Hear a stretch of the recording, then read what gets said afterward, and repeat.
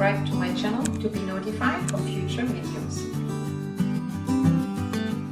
Hi, my name is Nadine from Nosh, and today I would like to show you how you can make a nice spinach and feta ravioli. So this is just the filling, and I have in a different video how you can make your homemade pasta. So first we have to do the filling, and I'm using my big spinach. You can buy baby spinach, but that's much cheaper and much nicer to use. So I like to take the stalk off and I put this straight into some cold water. It's better to use it in a bowl of cold water than actually rinsing it under the water. Okay, so we're going to take it all off the stalk and wash it nicely. I'm keeping these because they are nice as well to use, and cook them first, and then we add all the green at the end. So this needs also to be washed, but first we do the green stuff. If you have any very dirty spinach, all the dirt will run in the bottom of the bowl. So that means if the sand comes off, it stays underneath, and this spinach you can just take easy from the top and put it into a bowl or a colander where the water can rinse off. If it is very wet, you could also use a salad spinner. I'm just going to do it like this time. And if there would be a lot of sand, you can see it settles on the bottom. Good, and now I'm washing all my stalks. They give me a beautiful taste as well, and a little bit of crunchiness as well. So I'm leaving now resting while I'm preparing my onion and my garlic and my feta cheese. Okay, now we're going to cut the onion and our garlic. Obviously the peel doesn't want to come off. Okay, and I'm going to peel my garlic too. Root part off first, other side. To cut your garlic, hold your knife above and you crush it. And now you can chop this fine. Remember, keep your thumbs behind your fingers so you don't cut yourself. So I'm keeping my garlic not too fine, otherwise it will burn away. So I'm keeping it in a little bit bigger size. Onion, root to the left hand side, fingers on top, thumb behind, and you're cutting all the way down to the root, so your onion is still together. Hands on top, cut to the back, and now in small pieces. And that makes me cry. And now I'm cutting blind because I'm crying.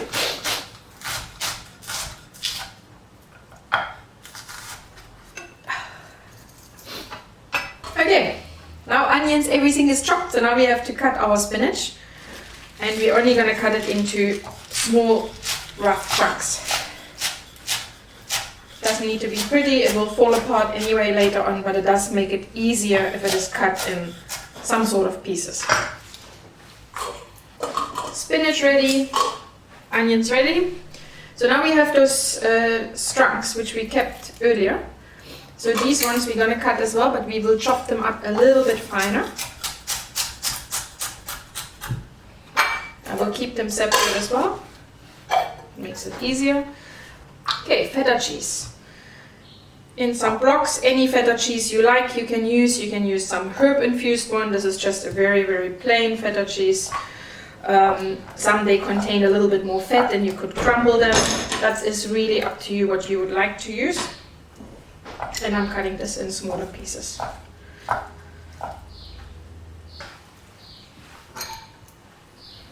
All preparations done, and now we can start cooking.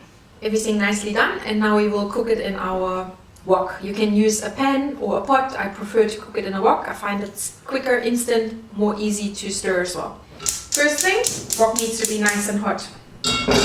Before you add your oil, it's always better to have your wok nice and hot, and we're gonna drizzle it on the outside of the wok. And we have to wait for a few seconds. Okay, because it will automatically run down to the base. We first add our onions. And because the garlic is more or less in the same size, you can add your garlic straight away with the onions.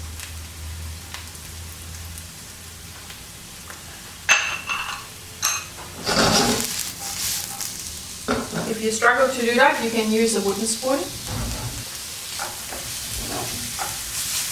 And you're cooking your onions until they become see-through, meaning not brown yet, but still translucent, so that gives you the best flavor out of it. I can smell the onion already, lovely flavor. When they start to become translucent, we're going to add our spinach which are the pieces which we had earlier taken away from the leaves, and fry those first. Right, this had cooked for 2 minutes. Now we add our other spinach. And you think it's a lot of spinach, but this will fall apart into maybe a third of what you see now. So at this stage you can add some black pepper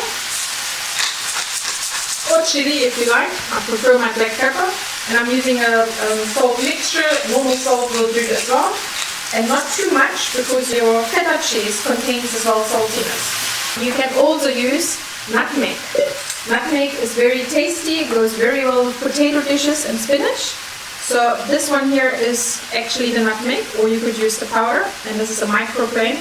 I prefer to use it fresh, and we just grate a little bit above it. Gives it a lovely smell. And you can see that spinach is falling apart.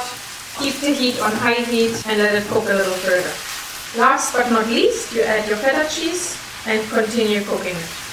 You could keep the leaves a little bit more green, so you don't have to cook it too long, but I would say plus minus a minute to 2 minutes, that should be more than enough. You could put it into a bowl if you want to drain extra water out, because sometimes the spinach contains a lot of water. So if I like to use this as a ravioli filling, then I like to put it in here. You can see this, the feta cheese is falling apart a little bit, so this is the right consistency where you want it at. And I'm pouring it in here so it doesn't continue any cooking. And your filling is ready. We just need to taste it and maybe add a little bit more salt or pepper, otherwise our filling for the raviolis will be ready. Now I'm going to taste my mixture just to double check that it's 100% fine, and I will see if it needs a little bit more salt or pepper. So let's see. Very nice, but it needs a little bit more salt for my liking. And then add a little bit more pepper. Okay, so you could keep this mixture as it is, or you can make it a little bit finer if you like a finer texture in your raviolis. I don't like too crunchy pieces, so I'm going to blend mine here, but you could just leave it as it is and use it once it's cold. A hand blender will do. I'm going to show you which one it is. So I'm using one very strong one and just in a container. And now we make a mess.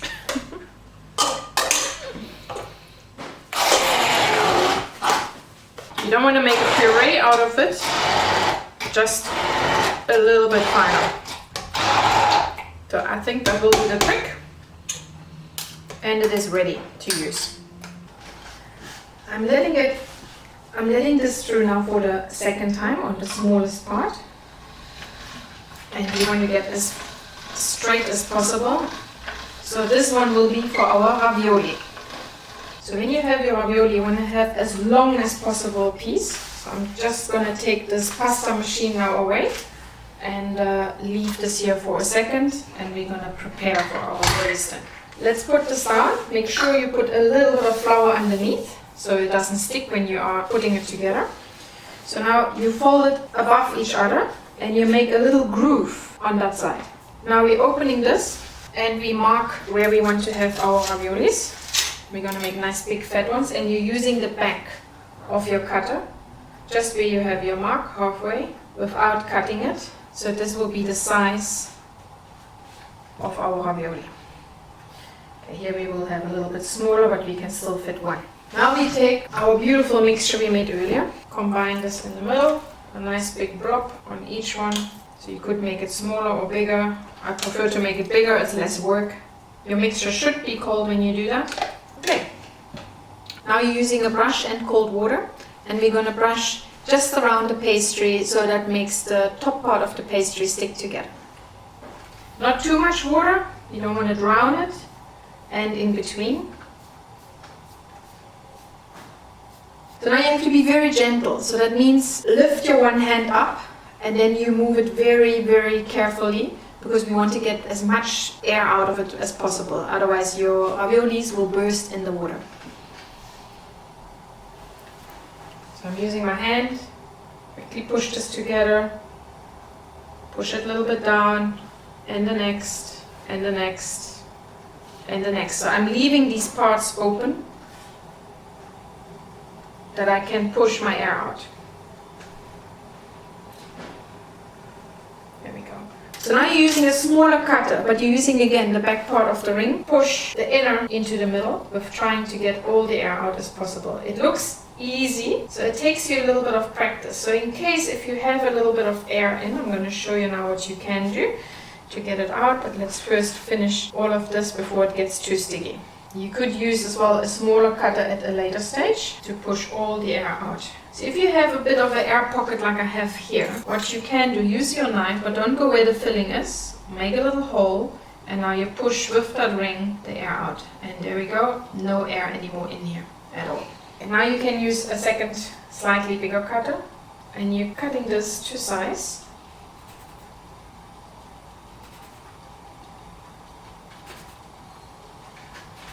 And there you go, your raviolis are finished.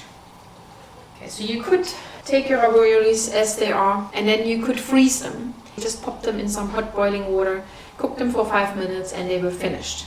So I have here my boiling water. Add into your boiling water some salt. Now I'm putting my raviolis into the pot. Some people, they say they prefer to add the oil into the water first. I prefer to add it afterwards, so I'm just putting them in one by one.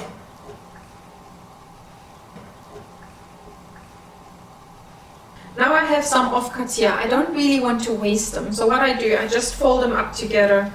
See that I don't have any pieces of the ravioli in there, of the mixture in.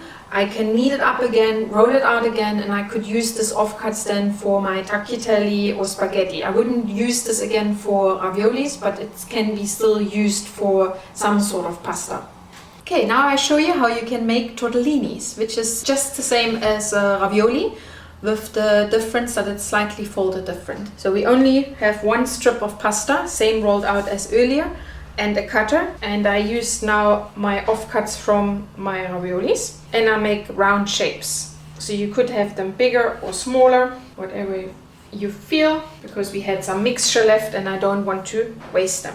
We take our spinach mixture. So you see in these ones here, I'm putting much less filling because we don't have a lid to fold this. We're going to fold it slightly over. It's easier if you have like 2, 3, 4 at the time. I wouldn't use more than this, otherwise it becomes very complicated. And we are going to use some water. So take the brush, make sure the brush is squeezed out as much as you can. And we're only adding water in the front of the pasta. So not all the way around, just in front. And now we're taking this up in our hands. Oopsie, that's how it shouldn't be. And we're folding it over in the middle. So I'm pushing the middle part together, and you see here I'm keeping the sides open. So now I take it in my hand, and now I squeeze from the middle to the outside. There we go. So now this as well is kind of a ravioli. So we're making out of this now a tortellini. So with a tortellini, you fold it over, you push it pretty, and you have a beautiful shape. So if you put this onto a table or onto a tray before you start cooking it, put a bit of flour onto it, otherwise it will stick and you're going to be very terrified later on to try to get it off. So this is how it should look. And you do that until you have all your mixture ready. And the same as with the other pastry, like what you did, you can also freeze this pastry like this. You can even fold it in your hand, but I prefer to do it on the table. Water is boiling, so we add a bit of salt and we pop our tortellinis one by one in and let it cook for roughly 5 minutes until pastry is soft. In the meanwhile, our ravioli has finished cooked. So I'm going to take it out, and I have here a sieve so the water can gently strain out without it be breaking our raviolis. And you can see they became big, very big. So in order so that they don't stick, we're using a little bit of olive oil, and it gives you a nice flavor as well. So you could serve that dish with pesto sauce, tomato sauce, or just some olive oil and Parmesan cheese. Doesn't need to be any more fancy. My tortellini has cooked now, so I can switch it off, and it looks pretty awesome. So we will take it out of the pot now, and then we'll plate it together. And you can see as well they became almost triple in size. That is the beauty of homemade pasta. All right, a bit of olive oil.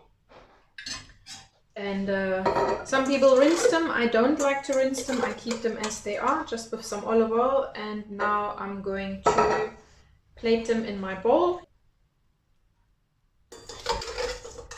It doesn't look like a lot, but this is actually enough for one meal. So you could use any of the sauces. I'm just gonna add a little bit of olive oil because it's just so nice with the filling. A bit of black pepper still, a little bit of salt, not too much. I've got some chopped parsley here, but you could use any other green or you could leave it out. Flour, because I love cooking with flour, a little nasturtium, a little leaf to making it look pretty. And now I'm using my Parmesan. And voila, you have a beautiful, tasty pasta dish. Just like this. Just so yummy. And as you see here, our beautiful two bowls, raviolis and tortellinis. And as said, you could serve it with any kind of other sauce as you wish. Thank you very much for watching this video, and I hope you enjoyed it, and I hope you're gonna make a lot of raviolis or tortellinis at home and have fun with it. Thank you. Thank you so much for watching this video. It really means a lot to me. Please let me know in the comments below how this recipe worked out for you. If you have any suggestions or anything what you would like to see in the future, please leave me a comment below. I'm happy to do this for you. Please subscribe to my channel to be notified of future videos.